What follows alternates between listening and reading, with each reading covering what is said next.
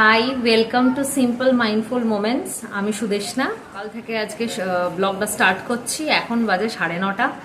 কালকে রাত্রে ফিরেছি নিউ আলিপুর থেকে আমাদের বাড়িতে।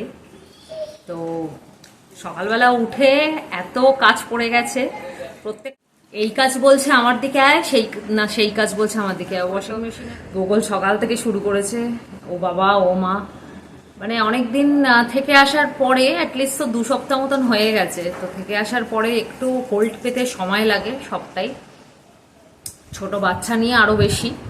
একা থাকলে কোনো সমস্যা নেই, একটার পর একটা কাজ সাইমালটেনিয়াসলি হয়ে যায়, কিন্তু যখন একটা ছোট বাচ্চা থাকে সাথে, জিনিসটা হতে সত্যি একটু সময় লাগে। কারণ ও তো আমাদেরকে ডাকছে, ও আমাদের সাথে খেলতে চাইছে। তো যেটাই হোক, চলো এবার সকালে ব্রেকফাস্ট হয়ে গেছে আমার ছেলের, আমার হাজব্যান্ডের। এবার আস্তে আস্তে রান্নার দিকে যেতে হবে। কিচেনের বাসনগুলোও এক জায়গাতে সেই লাস্ট মেজে দিয়ে, দিদি যিনি আছেন মেজে দিয়ে লাস্ট ওই সাইডে বাস্কেটের ওপরে উপুর করে চলে গেছিলেন, সেগুলোকেও অর্গানাইজ করছি। তো সবটা করতেই খুব মানে মনে হচ্ছে যেন কোন কাজটা ছেড়ে কোন কাজটা করব। যাই হোক, স্টার্ট করি।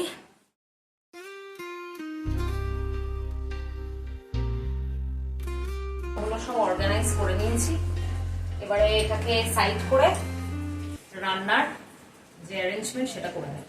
রান্নার এখানে অ্যারেঞ্জমেন্ট করতে এসে দেখছি অ্যাকোয়াগার্ডটা তো এতদিন ধরে বন্ধ ছিল, তো সেইটা থেকে তো জল ফেলা হয়নি।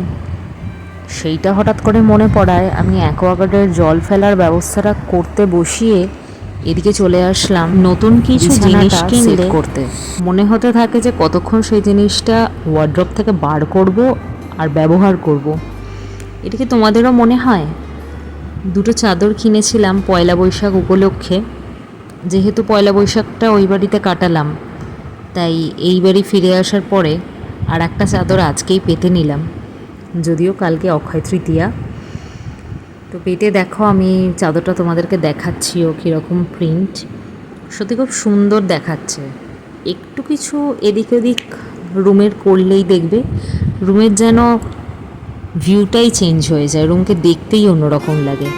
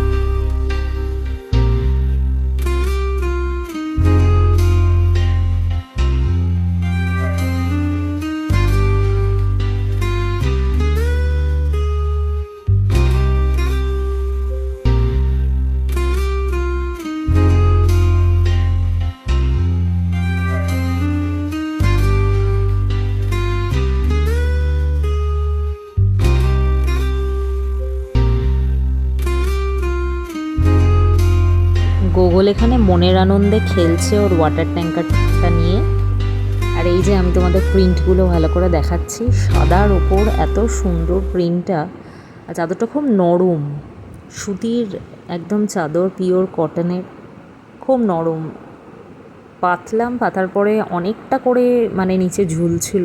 ভালো করে জিনিসটাকে মানে চারদিক ভালো করে পাতলাম, ভালো করে মানে বেডিংটার তলায় তলায় ভালো করে গুজলাম। খুব সুন্দর চাদরটা, শুয়েও বসেও খুব আরাম। এরম ধরনের সাদা চাদরের প্রতি বোধহয় বেশিরভাগ মেয়েদেরই আকর্ষণ থাকে। এবার চলে এসেছিলাম পুজোর দিকে। যেহেতু এতদিন ছিলাম না, ওই জন্য যা হয় আর কি। ঠাকুরের জায়গাটা খুব ধুলো ধুলো হয়ে গেছিলো। পরিষ্কার না করে পুজো করতেও মন চায় না। পরিষ্কার করছিলাম জায়গাটা, ডাস্টিং করে নিচ্ছিলাম ভালো করে। সত্যি যদি এই কাজগুলো এতটাই তাড়াতাড়ি হতো, যত তাড়াতাড়ি এখানে দেখাচ্ছে, কতই না ভালো হতো, কতটাই না হাতে সময় বাঁচতো। যাই হোক, দেখো কথা বলতে বলতে অনেকখানি আমার হয়েও গেল।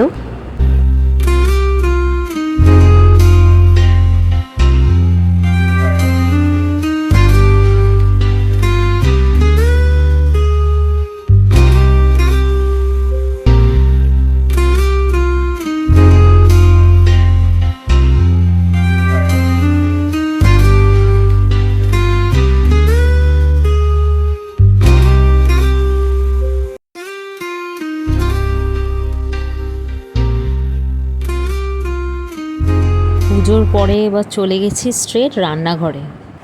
সত্যি একটা সময় ছিল যখন এত কিছু করতেই পারতাম না বা করব বলে ভাবতেই পারতাম না। এখন একই সাথে সাইমালটেনিয়াসলি কত কাজই না করে ফেলি।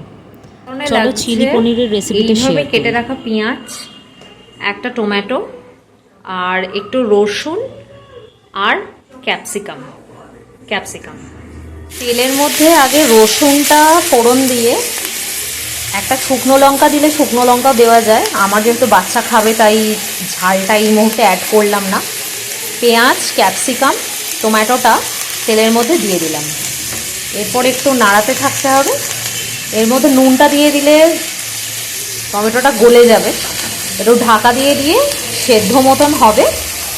তারপরে নুনটা অ্যাড করে দিচ্ছি। এরপর সয়া সস, একটু ভিনিগার, টমেটো সস, একটু জল দিয়ে গুলে কর্নফ্লাওয়ারে ভেজে রাখা পনিরটা দিয়ে চিলি দিলাম। পনির রেডি অ্যান্ড সার্ভড। খেতে সত্যি খুব ভালো হয়েছিল। লঙ্কাটা একেবারে দিইনি, যদি চাও লঙ্কা অ্যাড করতে পারো। আজকের ভিডিওটা এখান অবধিই রাখলাম। প্লিজ চ্যানেলটাকে সাবস্ক্রাইব করো, কমেন্ট করো আর লাইক দিতে ভুলো না।